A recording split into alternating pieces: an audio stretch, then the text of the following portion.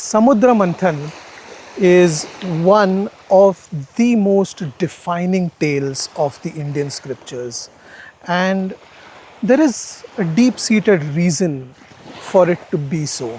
I think it's not just a story, and what I have come to a realization that this story has deep allegorical undercurrents. It has a lot more to teach us than a mere mythological tale. I'll tell you the story as best as I can, and then we will dwell into the esoteric meanings behind the story. So the story starts something like this. Once upon a time, Maharishi Durvasa was returning from somewhere and he had received a garland of flowers that never fade from celestial nymphs. As he walked, he came upon Indra, the king of gods, who was traveling upon Airavat, his four-tusked white elephant. Now Durvasa thought, what am I going to do with this garland? I'm a rishi. I don't think this is the right fit for me. So he offered the garland to Indra. Indra received it, but instead of wearing it himself, he put it upon his elephant Airavat. As soon as Indra put the garland upon Airavat, the bees buzzing around these flowers, because those flowers would never fade, they started bothering him, and Airavat removed the garland from his neck and tossed it to the ground and trampled it. Now Maharishi Durvasa, known for his short temper, was quick to curse Indra, and he told Indra that since you have disrespected my gift, may Lakshmi that walks with you and walks alongside anything that is auspicious in the three worlds, may she vanish, and with it all your valor and your radiance shall fade. As soon as that happened, the Asur king Bali with his hordes came over and defeated Indra and took his throne and shoved him out of heaven. Indra, along with all the gods, went to seek aid from Mahavishnu. Mahavishnu told them that the only way to regain their power was to acquire Amrit. But the Amrit is at the bottom of the Kshirosagar. So they'll have to churn the ocean. Now churning the ocean is not an easy task, and the Devas won't be capable of doing it themselves. So they will need the help of the Asuras. Indra was in a dilemma because Asuras were already the more powerful ones. They had the heavens, they had Indra's throne, they had everything. They had the Sanjeevani also. So even if they died, they could be brought back to life. They had little lure to be doing this alongside the Devas. Indra had to try. So Indra went to Bali's court, and Indra told Bali that, listen, we have come to know that there is this amazing thing called the Amrit, and that is at the bottom of the ocean. But Mahavishnu says that we ourselves can't get it. We'll need to work together in order to acquire this. Now there's a little back and forth that happened between the two of them. Eventually Indra convinced Bali that, he said, yeah, you have the Sanjeevani, but you still have to go through the pain of dying and then be born again or be brought back to life by your guru. But with the Amrit, we will be immortal. We won't age till the end of the cycle, end of the Yuga Chakra. So Bali agreed to join forces, and they came to this Kshirosagar, but they had no means of doing the task that they were asked to do. They had no equipment and they didn't know what to do. So back to Vishnu they went. And Vishnu told them, yes, you will need like a massive churning rod. He suggested that they use Mount Mandara. They went to Mount Mandara, but the collective force of the Devas and the Asuras together were not able to budge the mountain.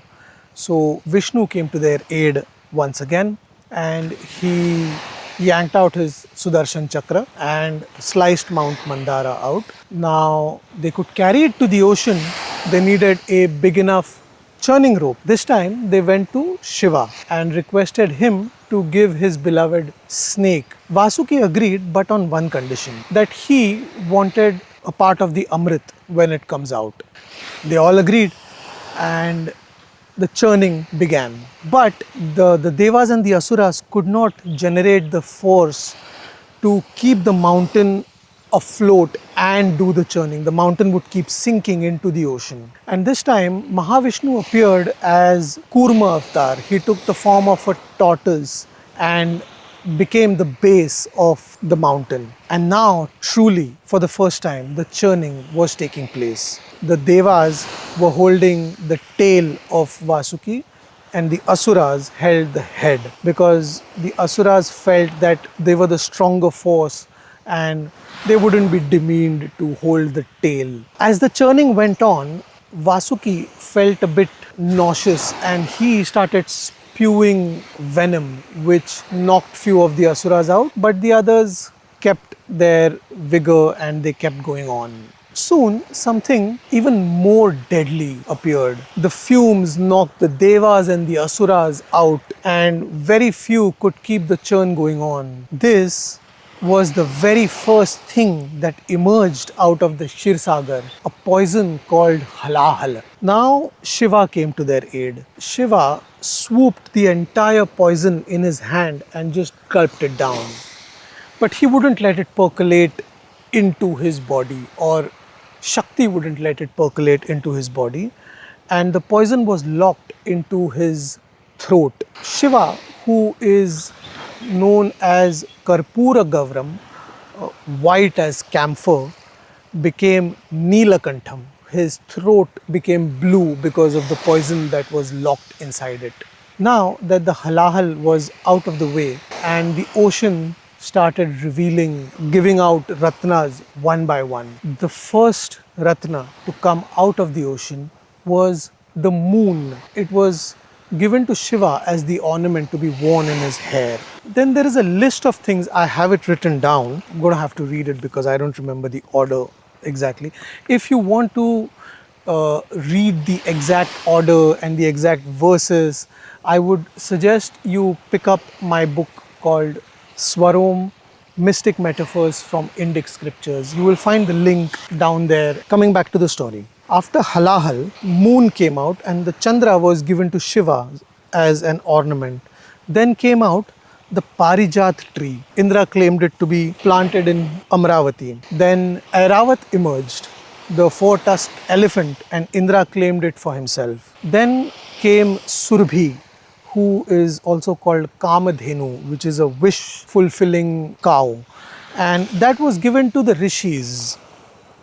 Then came Madira, who is the goddess of wine, and she went to the side of the Asuras. Then the Kalpavriksha appeared, and Kalpavriksha was again claimed by Indra. Then the Apsaras appeared, and Indra claimed them as well, along with Uchchaisravas, the horse. After all of these, the radiant Mahalakshmi emerged out of the ocean with a garland in hand, and she walked to Vishnu, put a garland around him and stood by his side. After Mahalakshmi emerged a few ratnas. One of the ratna was Kaustubh, which was given to Vishnu, and the other ratnas were distributed amongst the Devas and the Asuras alike. And at last emerged the god of Ayurveda, Dhanvantari, holding a pot of Amrit. Now, as soon as the pot of Amrit came out, a battle broke out between the two factions, because the Asuras wanted it for themselves and the Devas wanted it for themselves, and a battle broke out. There was a skirmish which turned out to be a full-blown battle. The Asuras, who were the stronger of the two, won, and they grabbed the pot of Amrit and they were about to start drinking it when they were distracted by the most enchanting beauty that they had ever seen. This was Mohini. and it was Vishnu who had taken this form to deceive the Asuras. Mohini first inquired about the quarrel, and the Asuras and the Devas said, "We are fighting over this Amrit." And Mohini said, "Why don't you let me be the one to distribute it?" The Asuras were so enchanted that they just said yes. So the Asuras were made to sit on one side and the Devas were made to sit on the other side. And Mohini started her enchanting dance, and as she danced, she started feeding Amrit one by one. She would move to the Devas, then to the Asuras. But she had a trick up her sleeve. When she would go to the Devas side, she would feed them the real Amrit. But when she would go to the Asuras, she fed them something that looked exactly like the Amrit that they had grabbed, but it wasn't Amrit. There was one Asura amongst the entire horde who could see through the deception of the Lord of Illusions, who is Mahavishnu. And this Asur was called Swarabhanu. What Swarabhanu did was, and he was very good at deception himself. So Swarabhanu took a form of a Deva and went and sat between the sun and the moon. His deception was so good that even Mohini couldn't tell. So when Mohini appeared, she actually fed the Amrit to Swarabhanu, who drank hungrily. And just then it was the sun and the moon, the Surya and the Chandra, the two devas that ratted him out. Mahavishnu immediately realized what had happened. He left the form of Mohini and took up his own form, yanked out his Sudarshan Chakra once again and sliced Swarbhanu's head clean off his body. So the two parts of his body turned into two very, very powerful beings who are the most feared planets in Jyotish.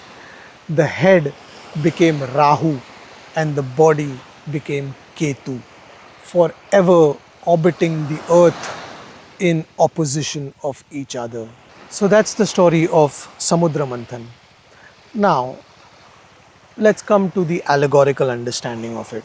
The whole thing starts with Indra being disrespectful towards Durvasa. We have to understand Durvasa in order to understand the Samudra Manthan. Durvasa, the name itself has a story to tell.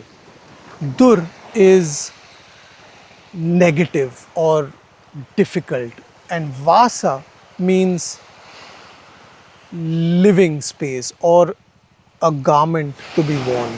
So the name Durvasa means someone who is difficult to live with or someone who wears bad clothes. But there is one more meaning which I think might be behind this, because the two consonants V and B have been used interchangeably over a period of time. For instance, Vajra Anga became Bajranga Bali.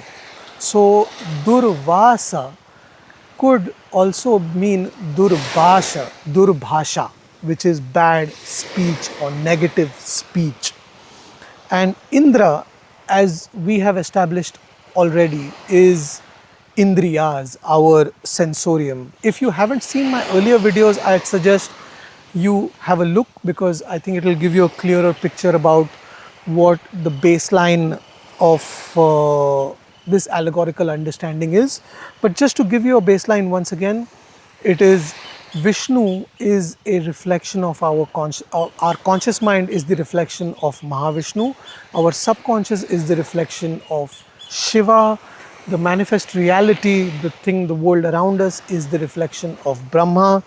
And Devi is the infinite intelligence or the quantum field that is reacting to Purusha, who is the observer, the Purusha being Vishnu, Devi, the infinite intelligence, reacting to our conscious mind.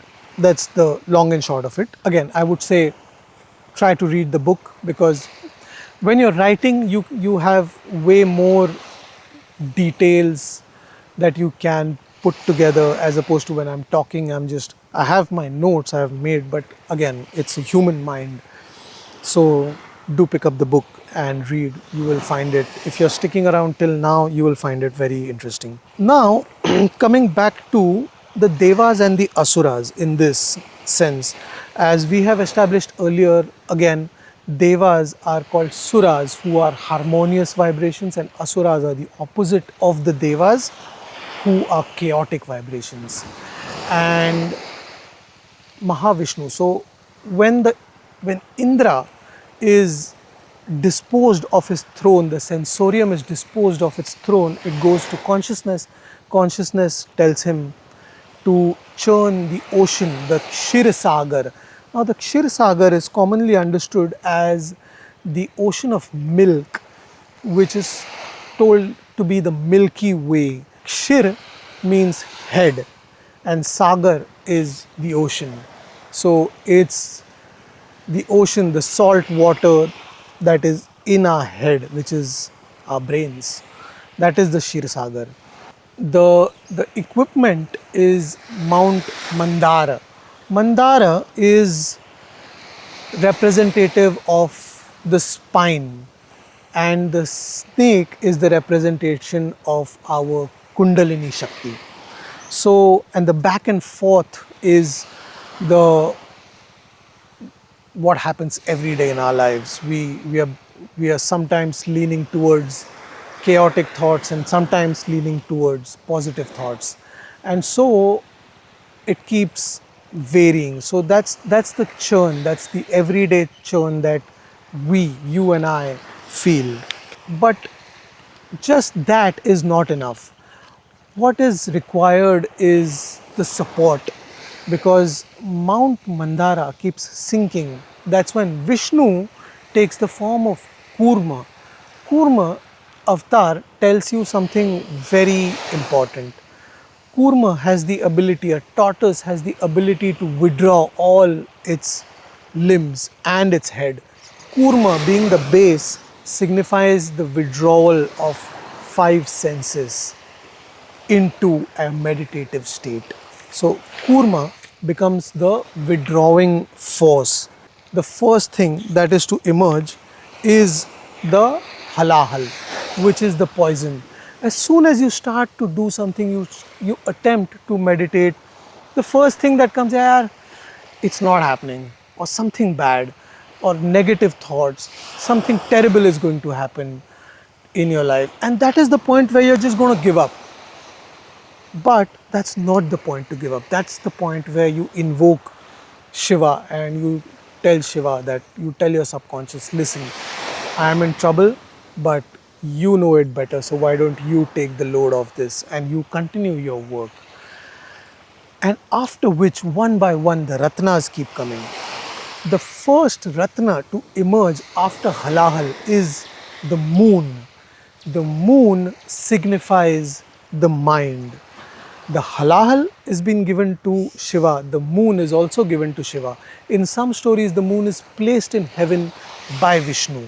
Then the Parijat tree appears, and Apsaras and Airavat, who has been the source of all the trouble, appears from the ocean. So that's a bit of a conundrum. How can this be the case? Airavat, who is the source of all the trouble, is the one that is being churned out of the ocean, along with everything.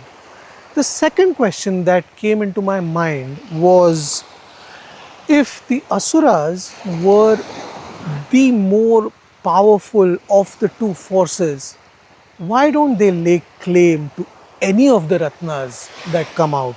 Parijat is taken by Indra, Apsaras, Airavat, Uchchaisravas, everything is grabbed by Indra. And the only thing that goes to the side of the Asuras is Madira, who also ends up marrying a Deva and becomes Varuni. So this thought really bothered me because technically the Asuras should get the spoils because they are the more powerful force. Think of it this way. Imagine America is in alliance with any other country and they say, yeah, we have found oil, and the US comes and says, fine, we'll dig for oil. And they bring all their forces and they start digging, but before the oil comes, they find gold and diamond and all sorts of things. But they don't lay claim to any of it. They're like, oh no, we just came for the oil. That's not, just doesn't sound right. To me, I think Airavat signifies the seat of power. So when Indra disrespects Durvasa, he ignores negative language. Our senses ignore the negative language and take it lightly. And because of that, the negative language lays a curse with which Indra loses everything, including his seat of power, which is Airavat. So the emergence of Airavat and Uchchaisravas signifies regaining of that power that was lost. The entire process of Samudra Manthan is the process of meditation and sticking with the practice of meditation. There are multiple places in which you will find hindrances. You'll be like, enough, I can't carry on. But that is the exact point where you have to invoke Shiva and say, help me out. Sorry, my camera got clipped out and I had to re-record. So the long and short of it is, the story of Samudra Manthan is the story of meditation. It is the importance of meditation. And what better place to cover this story than on this beautiful ocean front where I am at in Port Blair, where this is the place called Kurma Beach. And if you're coming here, do visit this place. It's beautiful. It has, right now it's high tide, but in low tide you get like a beautifully long stretch of beach. Maybe I'll come in the evening and do another story. But in the meantime, do like this video, subscribe, and check out my book. You're going to love reading it. I promise you that. And that's it from me for now. Thank you very much. Om Namah Shivaya. Om Namo Bhagavate Vasudevaya. Namaste.